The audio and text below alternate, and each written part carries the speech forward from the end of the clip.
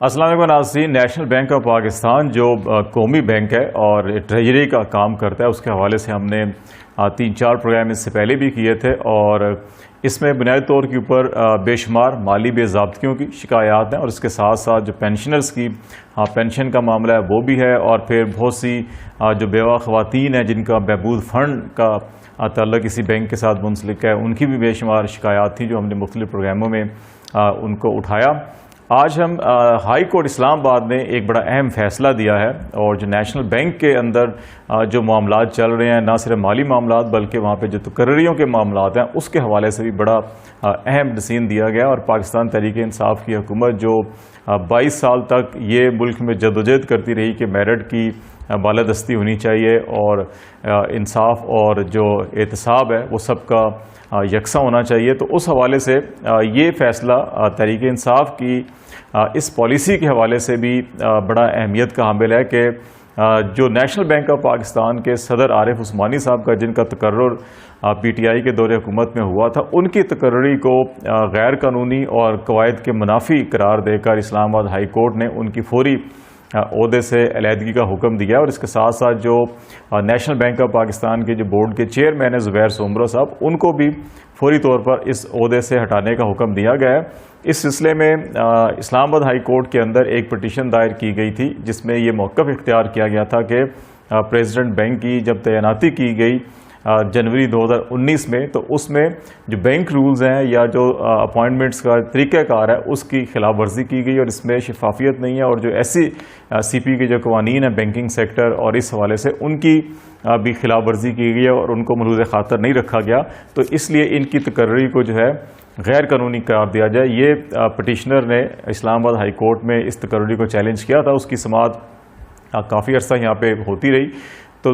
2 جون کو اسلام آباد high court میں محسن اختر کیانی صاحب جسٹس ہیں، انہوں نے سماعت مکمل کی تھی اور پھر یہ فیصلہ محفوظ کر لیا تھا جو آج سنایا گیا ہے، اور اس فیصلے میں یہ کہا گیا ہے کہ عارف عثمانی جو پریزیڈنٹ نیشنل بینک ہیں ان کی تقرری جو ہے وہ قانون کے منافی ہے، رولز کے منافی ہے، اور ایس سی پی کی جو قوانین ہیں ان کے بھی منافی ہے، تو اس لیے ان کو فوری طور پر اس عہدے سے الگ کر دیا جائے، اور اس کے ساتھ ساتھ جو نیشنل بینک آف پاکستان کے جو بورڈ ہے اس کا جو چیئرمین ہے زبیر سومرو صاحب، ان کو بھی فوری طور کے اوپر سپردوش کرنے کا حکم دیا گیا ہے۔ تو یہ اس حوالے سے فیصلہ اہم ہے کہ ایک تو جو موجودہ حکومت کا جو میرٹ کے حوالے سے بیانیہ ہے اس کی نفی ہوئی ہے اس کی تقرری میں، تو حکومت کو پرائم منسٹر صاحب کو وزارت خزانہ کو اس کا خصوصی نوٹس لینا چاہیے کہ اگر تو وہ چاہتے ہیں کہ شفافیت ہو، میرٹ پر تقرریاں ہوں اور نہیں ہوئی تو پھر اس کے ذمہ داری کا بھی تعین کیا جانا چاہیے۔ عارف عثمانی صاحب کو یا زبیر سومرو کو عہدے سے الگ کرنا کافی نہیں ہے، کیونکہ ان صاحبان نے بینک کے اندر رہتے ہوئے بے شمار مالی مراد بھی حاصل کی ہیں، تو کیا عدالت عالیہ یا حکومت پاکستان اگر یہ تقرری غیر قانونی تھی یا رولز کے منافی تھی تو پھر جتنی بھی مالی مراد ان کو دی گئی ہیں کیا وہ بھی واپس لیں گی یا نہیں لیں گی؟ کیونکہ ہمیں یاد ہے ماضی قریب کے اندر پیپلز پارٹی کے دور حکومت میں کچھ تقرریاں ایسی ہوئی تھیں جب جس پہ سپریم کورٹ آف پاکستان نے جو فیصلے دیے تھے ان میں یہ کہا گیا تھا کہ ان سے جو انہوں نے مراد حاصل کی ہیں یا قومی خزانے سے جو ان کو پیسہ دیا گیا وہ بھی واپس لیا جائے، تو کیا ان سے بھی ایسا کیا جائے گا یا نہیں کیا جائے گا؟ تو یہ بہت بڑا اہم سوال ہے، اور یہ حکومت کے اوپر اس کا اپنا جو بیانیہ ہے احتساب کا، انصاف کا یا میرٹ کا، اس حوالے سے یہ فیصلہ جو ہے بڑی انتہائی اہمیت کا حامل ہے، اور اگر حکومت جو ہے وہ دیانتداری کے ساتھ، ایمانداری کے ساتھ میرٹ چاہتی ہے، شفافیت چاہتی ہے، یکساں جو ہے کہ احتساب چاہتی ہے، اور انصاف کے جو معیارات ہیں وہ بھی سب کے لیے یکساں چاہتی ہے، تو پھر اس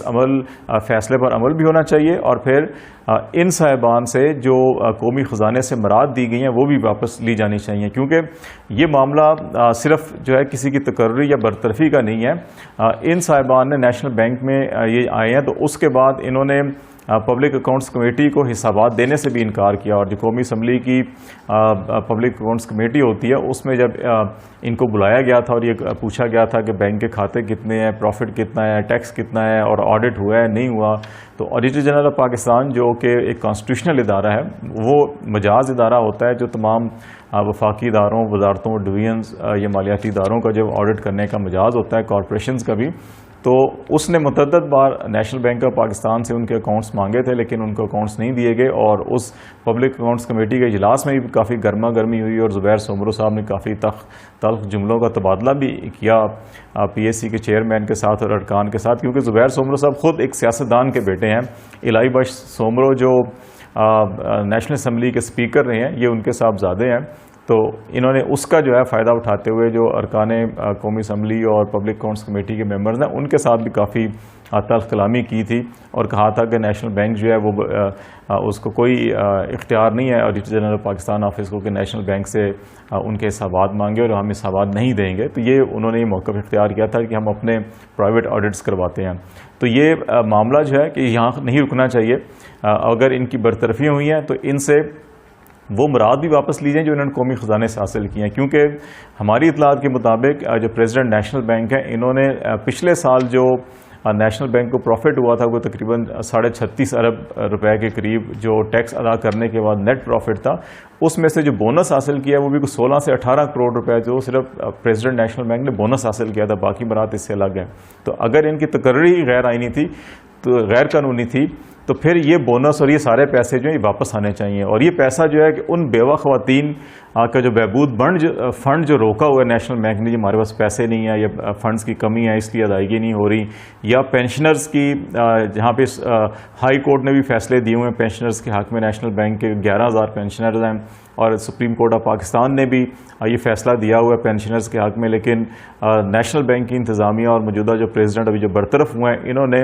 اپنے تعلقات استعمال کرتے ہوئے سپریم کورٹ آف پاکستان میں پچھلے 45 مہینوں سے پینشنرز کی جو پٹیشن تھی اس کے اوپر فیصلہ ہوا تھا، لیکن نیشنل بینک کی انتظامیہ نے اپیل دائر کی، اس کے خلاف نظر ثانی کی، اور پھر اس کی سماعت ابھی تک نہیں ہو سکی، وہ معاملہ جو زیر التوا ہے۔ تو سپریم کورٹ آف پاکستان کو بھی اس چیز کا احساس کرنا چاہیے اور یہ فیصلہ کرنا چاہیے کہ اگر ایسے افراد جن کی تقرریاں ہی غیر قانونی تھیں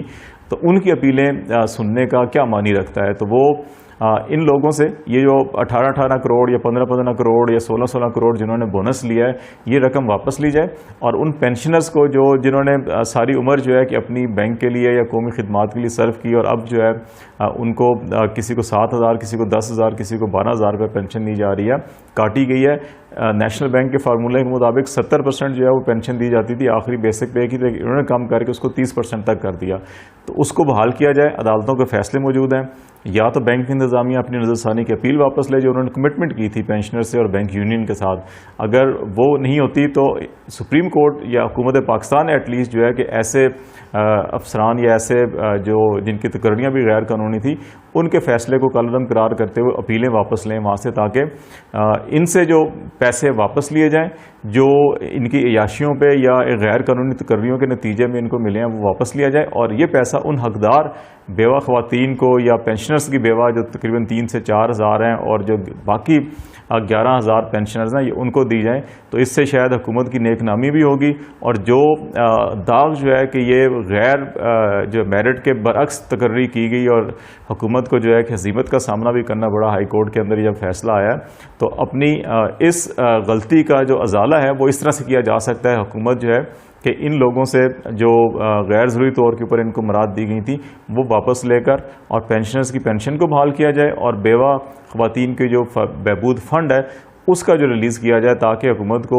عام آدمی کی غریب آدمی کی دعائیں جو وہ کام آئیں گی، ووٹ بھی نہیں کے کام آئیں گے۔ یہ نیشنل بینک کے پریزیڈنٹ چیئرمین جس قسم کے لوگ ہوتے ہیں تو ووٹ بھی نہیں ڈالنے جاتے ہیں، تو حکومت کو یہ خیال رکھنا چاہیے کہ انصاف کی بالادستی ہو، قانون کی بالادستی ہو، میرٹ کی بالادستی ہو، اور اس کے ساتھ ساتھ جو ہے کہ غریب کا حق یا مستحقین کا حق جو ہے وہ نہ مارا جائے۔ تو تبھی جو ہے کہ حکومت کا یہ نعرہ جو ہے کہ وہ احتساب کا یا انصاف کا، اور انصاف سب کے لیے اور احتساب سب کے لیے اور قانون سب کے لیے یکساں، یہ تبھی عملی اس کی صورت نظر آئے گی اور لوگ اس پر یقین بھی کریں گے جب یہ عملی طور کے اوپر ایسے اقدامات کریں گے۔ اگر اس قسم کی تقرریاں کی جائیں گی اور وہ عدالتوں میں جا کے کالعدم ہوں گی تو پھر اس سے حکومت کی بھی بدنامی ہوگی، ادارے بھی تباہ ہوں گے، اور جن مقاصد کے لیے عمران خان صاحب نے یا پی ٹی آئی کی حکومت نے 20-22 سال جدوجہد کی تھی وہ مقاصد کسی طور بھی حاصل نہیں کیے جا سکیں گے۔ تو لہٰذا حکومت کو طرز عمل پر اپنی اور ان تقرریوں کے طریقہ کار پر اور پھر مستحقین کے جو حق کی ادائیگی ہے اس پر خصوصی توجہ دینی چاہیے۔